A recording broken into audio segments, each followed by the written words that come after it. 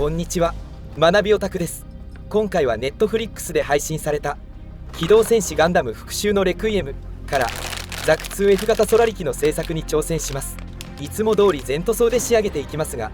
特徴的な足裏にがっつりと肉抜き穴が入っていました。ここは見栄えに影響するので丁寧に埋めていきます。またカラーについても一工夫。空力はレッドウルフ隊隊長機なので成型色そのままではなくシャア専用機のような鮮やかなシャーレッドとシャーピンクを使ってより精鋭部隊らしい仕上がりを目指します。制作過程や工夫したポイントなどを詳しくご紹介していきますので、ぜひ最後までご覧ください。ではまずカラーリングについてです。こちらのパーツにはシャーレッドの鮮やかな赤で塗装していきます。この色を使うことで空力らしい攻撃的で迫力ある印象に仕上がると思います。そして本体部分の成型色にはシャーピンクを選びました。シャーピンクで塗ることでレッドウルフ隊長機としての存在感をさらに引き立てつつ全体のバランスも整えていきたいと思います。またこちらが付属のシールになりますが、驚くことにシンメリットコーティング用のシールが付属しています。本来シンメリットコーティングは戦車モデルでよく使用されるディテールですが、ガンプラで見かけるのは初めてです。このコーティングは機体表面に施すと独特の立体感が出てまるでリアルな装甲のように仕上がるのが魅力的ですよね。今回付属シールではなくあえてパテでリアルに再現してみたいと思います。パテでコーティングの凹凸を出しつつより迫力のある表現を目指します。そして最後に足裏の肉抜き穴です。こちらもかなり目立つのでいつも通り丁寧に埋めていきます。仕上がりの完成度を高めるためにも細部のこだわりを大切にしていきます。その他も含め今回の制作ポイントをまとめると、足裏の肉抜き穴埋め、足回りのチメリットコーティング、腕の合わせ目にパーツ追加、モノアイとヒートフォークに蛍光塗装、カラーリングの変更、ウェザリングとチッピングとなります。私学びオタクは子供の頃にガンプラにはまり、そのままフェードアウト。2016年にプラモデル制作に本格復帰し、大人の財力で道具を買い揃えノウハウを学びながら実践し、スキルアップの過程を動画配信しております。こうしているうちに仮組みを終えました。仮組みをすることでまずどこが稼働するのかを把握でき、今回のように細かい造形が特徴的なキットでは合わせ目や見えやすい部分も確認しやすくなります。仮組みを通して後の塗装やパーツ加工の計画が立てやすくなるのも大きな利点です。特に今回のようなリアルグレード並みに繊細なディテールのキットでは仮組みが完成度を左右する重要なステップだと感じました。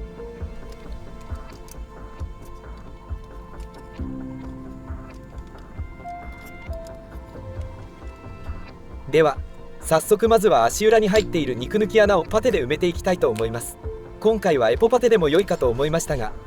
あえてポリパテで埋めてみました。ここで布テープを下敷きにするのは処分が簡単になるからです。布テープの上で作業するとパテを扱いやすく、作業後の片付けもそのまま丸めてゴミ箱に入れれば良いのでとても便利です。スパチュラでパテをよく混ぜ合わせ、肉抜き穴がきれいに埋まるようにポリパテを持っていきます。後でペンサンダーやデザインナイフで削り出す予定なので少しはみ出しても問題ありません。むしろ空洞が残らないようにしっかり盛ることを意識していきます。このように多めに盛っておくと後からの成形がしやすく仕上がりも滑らかになります。ペンサンダーで丁寧に削り形を整えた後、グレーのサフを吹きかけた状態がこちらです。このままでも良いのですが少しシンプルに感じるためさらにディテールを増やすべく寿屋の角モールドを追加してみようと思います。こうしたアクセントを加えることで情報量が増して全体に一層の存在感が出るはずです。角モールドの接着にはこのピンポイントで塗れるゼリー状の瞬間接着剤がおすすめです。ゼリー状なので液が流れたり垂れたりせず、細かい部分でも狙った場所にしっかりと固定できます。そして今回初めて挑戦するのがシンメリットコーティングです。特に足の周囲に施したいのですが段差があるため最も下の段差部分にのみコーティングを加える予定です。まずはエポキシパテを単一電池で平らに伸ばし段差のみに巻きつけていきます。余分な部分はデザインナイフなどで慎重にカットし形を整えつつしっかりとフィットさせていきます。今回チメリットコーティング専用のツールを使用していますが意外と塗料の蓋の段差でも代用できそうです。この段差を押し当ててパテに凹凸をつけることでコーティングのようなリアルな質感が出せるのではないでしょうか。こんな感じの仕上がりです。いかがでしょうか。今回も全塗装を行うため、まずグレーサフを吹いていきます。これは塗装の下地作りだけでなくザクのディテールの彫り直しを見やすくするためでもあります。今回のキットは HG ですが RG 並みの細かい造形が施されており、一度グレーサフを吹くことで彫り直しが必要な箇所がはっきりと分かるようになります。この工程を経ることで細部の精度をさらに上げられるので仕上がりがよりリアルで緻密になりますね。肉抜き穴を埋めた部分やチメリットコーティングを施した足にもグレーサフを吹いて仕上がりを確認してみました。今回初めて挑戦したチメリットコーティングも初回としては良い仕上がりになったように感じます。お分かりのように今回のザクは HG キットでありながら RG キット並みの細かいディテールが施されています。この豊かなディテールを最大限に生かすために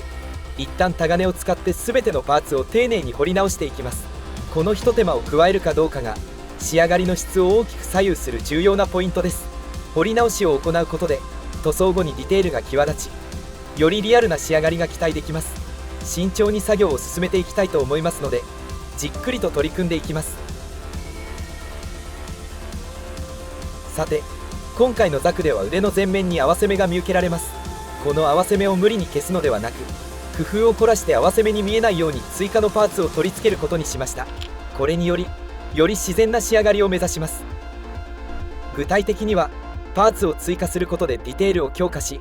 合わせ目が目立たないように演出します。まずは取り付けるパーツが不自然にならないように該当箇所を丁寧に筋彫りし少し段差をつけるために削ります。まずは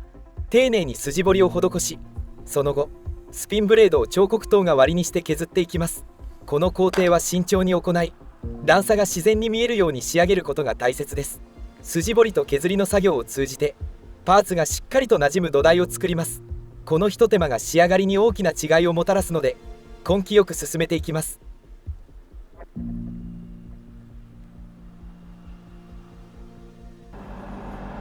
ここからいよいよ塗装に入っていきます。まずはモノアイとヒートフォークの蛍光塗装から始めましょう。まずはモノアイとヒートフォークに蛍光塗装の下地としてエボホワイトを塗装していきます。このエボホワイトは蛍光塗料の発色を良くするための重要な下地になります。しっかりと塗装して蛍光色がより鮮やかに映えるように準備を整えます。下地の段階でしっかりと仕上げておくことで完成後の印象が大きく変わるので丁寧に作業を進めます。モノアイについてはガイアの蛍光ピンクを慎重に筆塗りで塗装します。特に周りにはみ出さないように注意しながら丁寧に仕上げていきます。塗装が終わったら UV ライトを当てると蛍光塗料の特性を生かして光ります。暗い場所でもしっかり目立ちリアルな表現が楽しめます。ヒートフォークはまずカターアーマーと同じガイアのマンダリンイエローを塗装します。ガイアのマンダリンイエローは隠蔽力が強いという評判で期待を込めて使用してみました。イエローを塗装した後刃先部分には再びエボホワイトを塗り発光表現を強調します。その後蛍光オレンジをエアブラシで塗装していきます。この段階でヒートフォークの魅力が一層引き立ちますね。実際に UV ライトを当ててみるといい感じの発光具合ですね。復讐のレクイエムでも印象的だったヒートフォークが見事に再現できたと思います。光の反射が美しくヒートフォークの存在感が際立っています。これでザク 2F 型ソラリキのディテールが一層引き立ちます。さてここから本体色をシャーピンクに変更していきます。グレー下地から彫り直ししたパーツに丁寧にシャーピンクを塗装しています。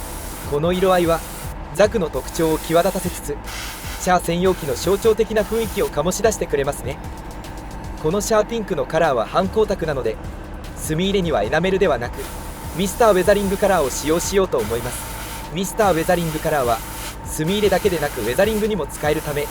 非常に便利なアイテムです。今回の塗装作業でも墨入れの際に細かい部分の陰影を強調しつつ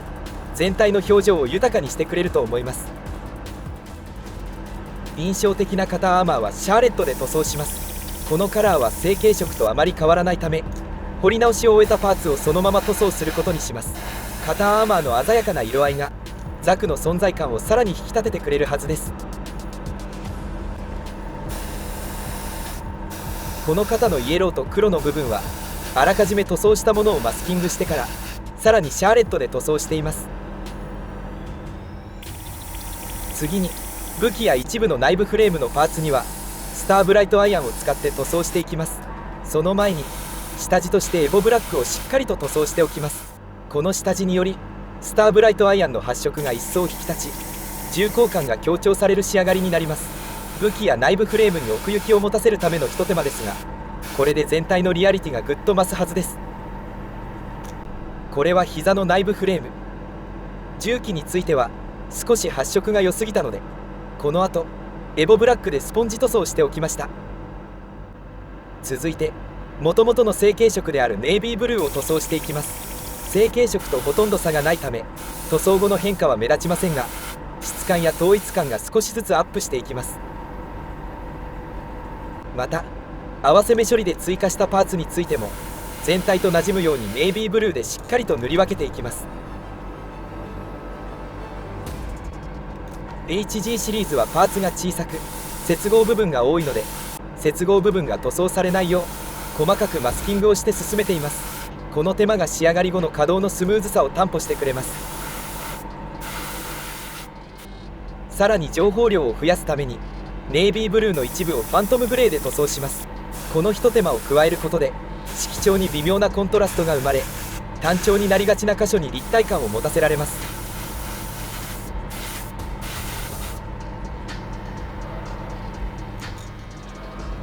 ガイアのニュートラルグレーで肉抜き穴埋めとシメリットコーティングを施した足裏を塗装しています。細かいディテールが強調されリアルな質感に仕上がってますでしょうか。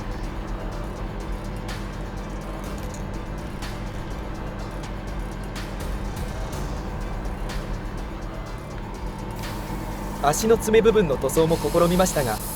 エアブラシでの細かいラインを再現するのは難しく思うようにはいきませんでした。ただかえって手書きのような独特の風合いが出たので、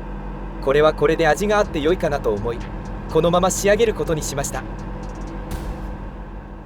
ミスターウェザリングカラーのマルチブラックを使ってシャーピンクやシャーレットで塗装したパーツに墨入れをしていきます。あらかじめタガネで彫り直していたので墨入れがしっかりとラインに流れ込み、ディテールが際立っていく様子がよくわかります。この一手間でさらにメリハリのある仕上がりになっていきます。ザクの特徴的な頭部の筋にもミスターウェザリングカラーのマルチブラックで墨入れを施しました。特に頭部は印象的なパーツなので筋がくっきり際立つことで全体の存在感がさらに引き立ちます。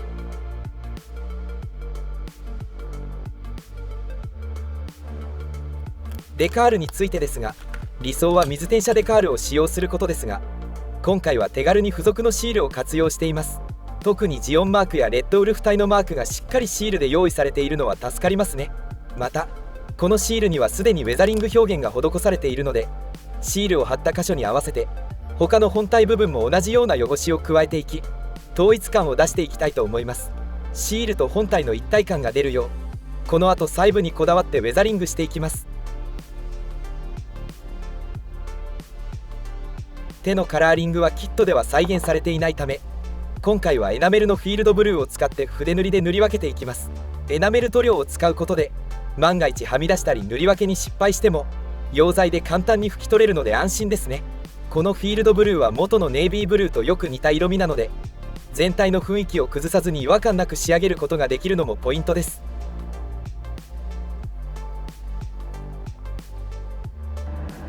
全体の塗装が仕上がり墨入れとデカール張りが完了したら最後に仕上げとして艶消しクリアを吹いていきます。艶消しクリアを塗装することで塗料やデカールがしっかり保護されるだけでなく全体に落ち着いた質感が生まれリアルな仕上がりになります。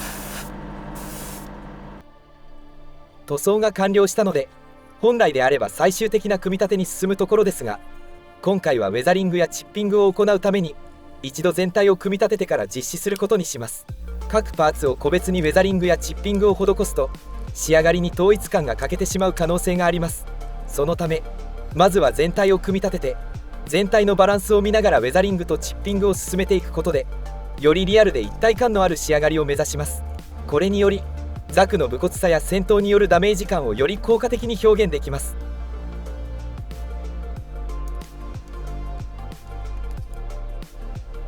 まずはチッピングから始めます。戦闘によるダメージ感を丁寧に再現するため、今回は失敗しても拭き取れるエナメルのシルバーで塗装します。使用するのはスタンピングスポンジで、チッピング表現に適しているとのことです。このスポンジを使って慎重にチッピングを施していきます。今回のキットは144分の1スケールなので、小さく細かくチッピングすることが求められます。大きすぎるチッピングによるハゲ表現は後ほどエナメル塗料で拭き取ることができるため、思い切ってやってみても大丈夫です。この工程でリアルなダメージ感を持つザクに仕上げていきたいと思います。最後の仕上げにウェザリングを施します。今回はタミヤのウェザリングマスターを使用して本体表面を自然に汚していきます。汚しの程度はデカールの汚れ表現に合わせて調整し、全体に統一感を持たせるようにしています。このひと手間でよりリアルで味わい深い仕上がりになりますので、丁寧に少しずつ進めていきます。ここでモノアイの発光を最終確認します。 UV ライトを当ててみてしっかりと光ってくれましたね。細部まで手をかけた甲斐があり、独特の雰囲気がしっかりと表現できています。それではいよいよ最終組み立てに入ります。今回は Netflix 配信の機動戦士ガンダム復讐のレクイエムからザク 2F 型ソラリキを制作してみましたが、いかがだったでしょうか。チメリットコーティング、チッピング、ウェザリング、蛍光塗装などさまざまな技法を試すことができ、楽しさもひとしおでした。またこのキットは HG でありながら RG 並みの細かいディテールが特徴的で、彫り直しだけでも満足のいく精密さに仕上がりました。特にお気に入りのポイントは腕の合わせ目に追加パーツを施してディテールを強化した部分です。細部にこだわりワンポイントとしても際立っているので、ぜひ注目していただけたらと思います。ということで今回のザク 2F 型ソラリキの評価はこちら。このザク2は普段からスケールモデルを手掛けている方にぜひ作ってもらいたいですね。戦車や航空機を作り慣れたスケールモデラーさんならさらにリアルな仕上がりを見せてくれるのではないでしょうか。初心者の方が素組みで作っても十分かっこよく仕上がりますし、上級者が細部にこだわって制作しても満足のいくクオリティが期待できるキットです。初心者から上級者まで幅広い方に楽しんでいただけるキットの内容になっています。ということで今回の初心者おすすめ度は星4つです。いつか他のザクも揃えてレッドウルフ隊の再現に挑戦してみたいですね。ということで今回のザク 2F 型ソラリキいかがでしたでしょうか。今後もプラモデル制作の腕を磨き、制作過程やノウハウを発信していきますので、ぜひチャンネル登録、高評価、ベルマーク通知の設定もよろしくお願いします。それではモデラーの皆様、良いプラモデルライフをお楽しみください。最後までご視聴いただき本当にありがとうございました。